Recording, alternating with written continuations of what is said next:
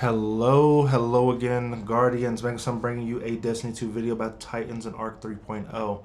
Right, I'm going to go over a few exotics. I'm going to go over the new tarnished metal scout rifle with the jolted voltage shock. Right, voltage shock, jolted shock. Voltage shock gets you jolt. You know, it's all in the same category there. So we're going to be going over my Titan real briefly. It's brief right now. So Pardon Our Dust.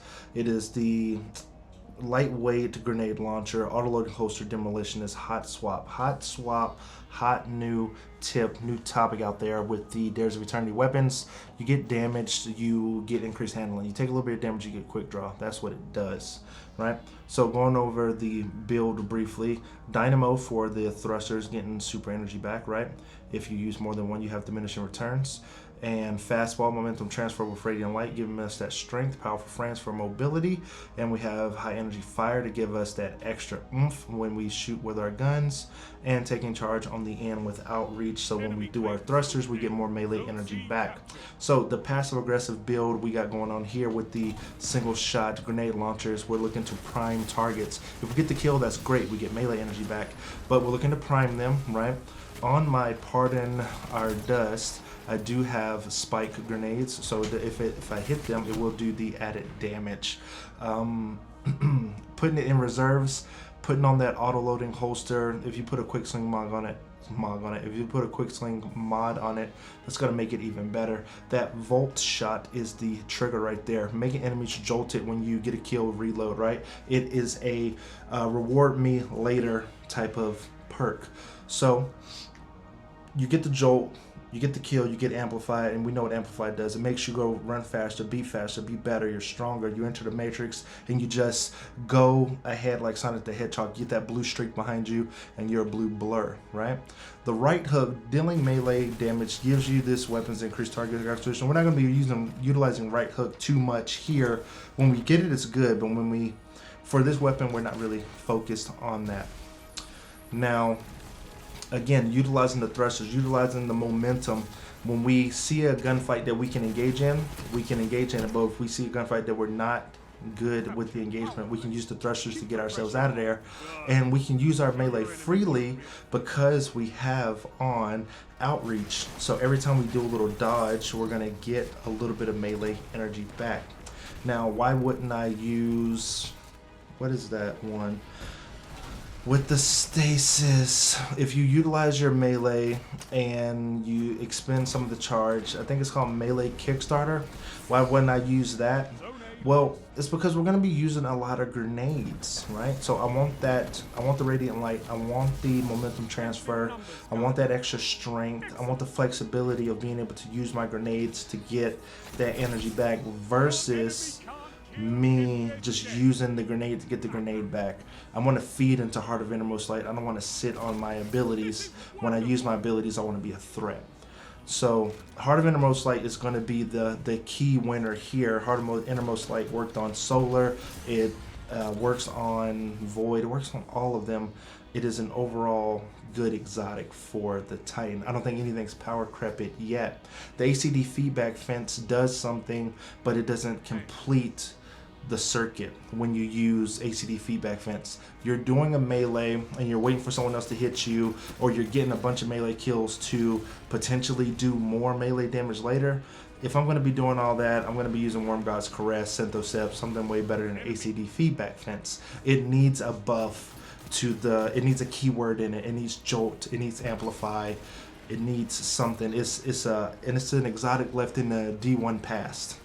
Now, utilizing another exotic, I tried the Armamentarium with the double pulses.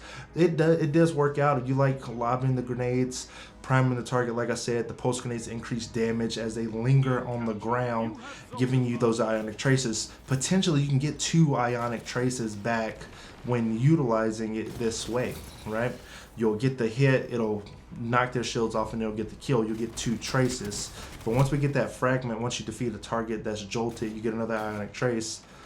We're going to be chaining multiple traces way better than I want to say that the Warlock did back when it was the only one who can use ionic traces. Using precious scars with this whole build didn't really fit. I tried to get the unrelenting. I think that's what it's called when you get your health back after a kill. Try to get the unrelenting thing going, get a little bit of health back, engage in more gunfights, keep that volt shot going. But it didn't work out. It wasn't survivability enough. I have One-Eyed Mask probably does it better for PvP, and PvE you're not going to be utilizing that like that. You're not going to be using precious scars and just using it for the health regen. That's not enough. If it did something else, gave me my class ability energy back, gave me my melee energy back, gave me my melee energy back, it would be worth using, but it doesn't do any of that. It's a survivability exotic for an activity that's not PvP. So Heart of Innermost Light, like I said, is going to take the cake. Use your thruster, get the ability. Use your grenade, get an ability boost. Use your melee, get another ability boost. And have I utilized the thruster with +3 on it? No, I haven't. I don't think it would change it that much. It's, what is it, strengthening with the thruster, like the way that the distance that I move? I don't know. But going over the overall build that I have going on here, going over it briefly, the background gameplay is going to go through it and you're going to see it on screen, but I'm going to just go along with it. I'm utilizing the thrusters. I have the strafe glaive. I got the thunderclap. I have the pulse grenade going. So pulse grenades increase damage, do things over time. I do like utilizing the sliding over the ammo brick to reload. The ammo grants a small amount of melee energy. That is worth it. That is worth it in my book. Now, the thruster has a 30-second cooldown versus everyone's 40 to 32 seconds cooldown.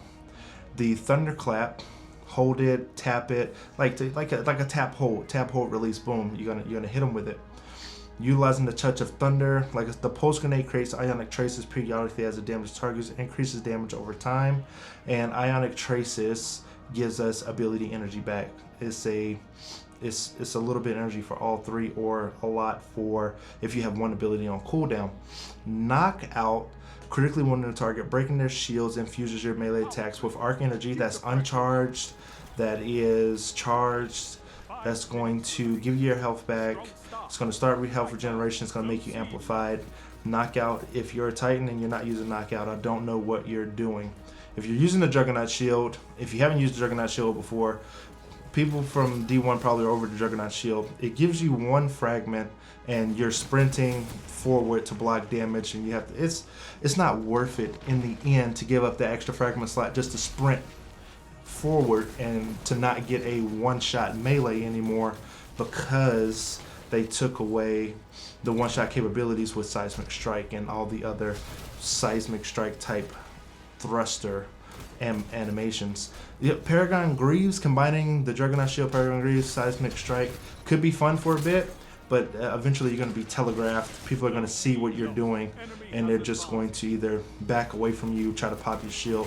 They're going to counter you eventually, but it could be fun for a little bit. The Ballistic Slam still has a whole bunch of viability. It's still good. Synthoceps is still good with Doom Marchers. It's still better than Seismic Strike. Seismic Strike is, if you're using it strictly for a mobility purposes.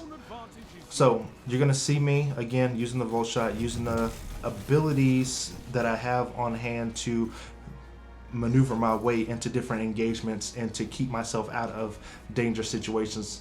I'm staying low to the ground. I'm keeping an eye on my radar. And the amount of versatility that you get now with this ARC subclass really makes all the other subclasses that you use slow, and it takes some getting used to with this faster movement.